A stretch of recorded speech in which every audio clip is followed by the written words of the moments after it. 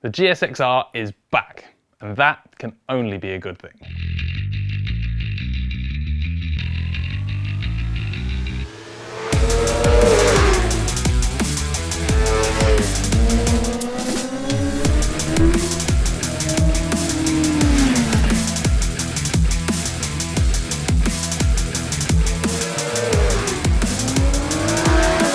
This latest version of the GSXR1000 is a 40th anniversary special.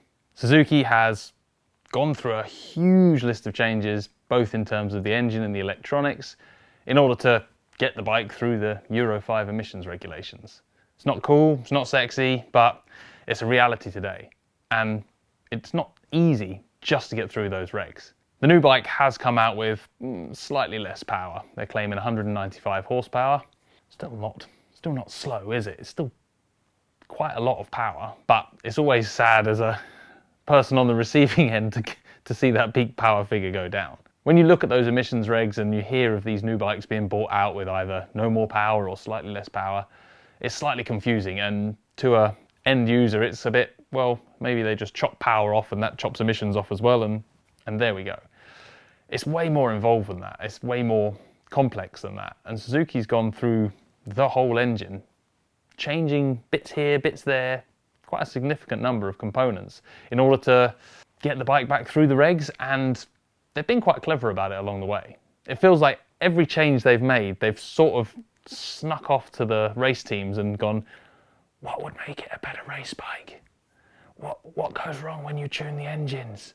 And the race teams have said, oh, we'd like better crankshafts and bigger crank journals and different pistons and improved camshafts and a bigger exhaust valve, and Suzuki's gone, okay, we'll disguise that as emissions stuff then. And they've re-engineered the bike.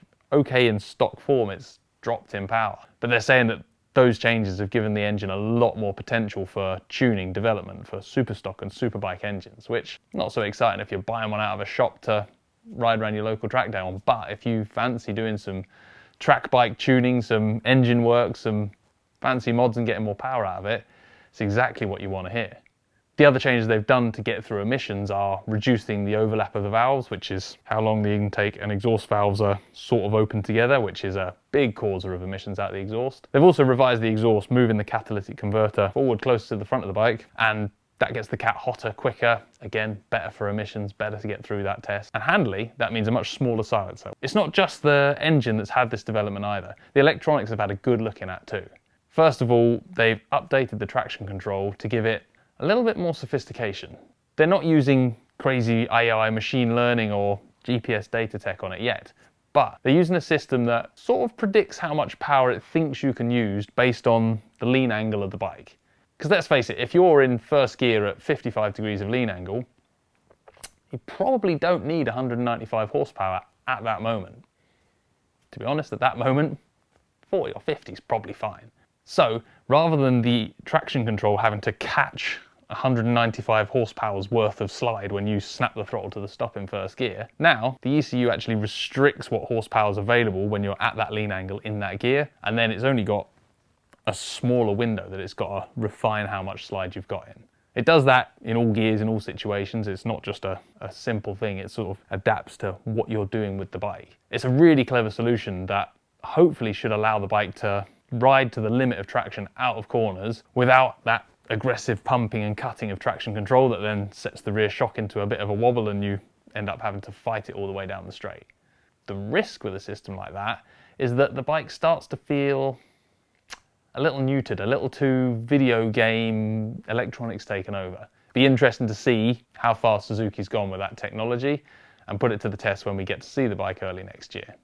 As well as traction control getting a look at, there have been improvements to the ABS systems too, giving it a bit more knowledge about whether the bike's going down a hill and letting it control stoppies in that situation. And of course, if you do want to just turn it all off, you can still just pull the fuse out and high side and stoppie and tuck the front on the brakes till your heart's content. Don't worry, it's not completely idiot proof yet. Yes. As well as all the changes internally with the engine and on the electronics package, Suzuki has not been able to resist the urge to fit wings to their superbike. It's a subject that kind of divides opinion. I get them. They wouldn't be on MotoGP bikes if they didn't give a performance advantage. Period. They just wouldn't bother. There's no room on those bikes for fashions. So yeah, they are worth fitting. Suzuki says these ones have been developed by race teams. Interestingly, there was no mention of wind tunnel, there was no mention of theory, there was lots of mention of, if you read between the lines, we bolted lots of different shapes on, slapped our test riders on the bum and said try that until we found ones that worked. I kind of like it. There's a sort of charming 1980s Grand Prix vibe to that, but they're on the bike, they do look pretty good, and they are made out of carbon fibre, so got to have a win for that. Now I for one am just excited to see the GSXR back here. The R1M from Yamaha has been top of my favourite superbikes list for quite a while, for exactly the same reason I like the GSXR. It's not the fastest, it's not the most sophisticated, it's not the lightest, it's just something about it that I enjoy riding. The fact that we've lost the Yamaha R1, I think maybe Suzuki saw an opening there and thought they could sneak a GSXR out to fill that void. And I think it's a good thing. The big question is going to be how much? When you look at what Suzuki has done to this bike, what they've had to develop, they've retooled the crankcases, retooled the crankshaft. Those are big expensive bills for a manufacturer. Add to that hours and hours of development on the traction control and ABS system updates, the titanium exhaust, the fact they've used DLC coatings on more things. None of these are cheap things to do. None of these are things that suggest Suzuki's gonna do what Honda's done with the CBR 600 and bring it out at considerably less than we expected. I'm hopeful that the bike doesn't come out with a ridiculous price tag, but I think you have to consider the amount of tech that has gone into it. While on the surface it looks like, you know, that GSXR we know and love from 2017 onwards, there are a lot of changes under the skin, which is a very Suzuki thing, to not do a big styling change, but do loads and loads of tweaks underneath. Time will tell what the price is. But for now, have an ogle of these beautiful images of their new colour schemes. If you can't spot the race teams they represent over the years, go and do some revision on 90s, noughties and 10s superbike and endurance racing, because there's definitely some race team heads there. Suzuki, even in their press release, mentioned the Suzuka 8 Hour, that grueling test of man and machine that happens every year. And I think a lot of their motivation for doing the changes to this bike is looking at that race, which, forget the fact that it's down on power, that gives me a special feeling. The fact that Suzuki, even in this climate, even with all these regs, is still kind of got one eye thinking, I know we're not in MotoGP, but I really want to win Suzuka. That lets us know they're still human and they still love bike racing as much as we do. For now, we just have to be happy with the news that the GSXR is back. I can't wait to get a ride on it and test out if it rides with that same feeling that GSXRs always have for me. But until then, I'm going to go and tinker with my old GSXR 750 Slabby and see if I can get that built before Suzuki release a price for this one. Now, where'd I leave that engine?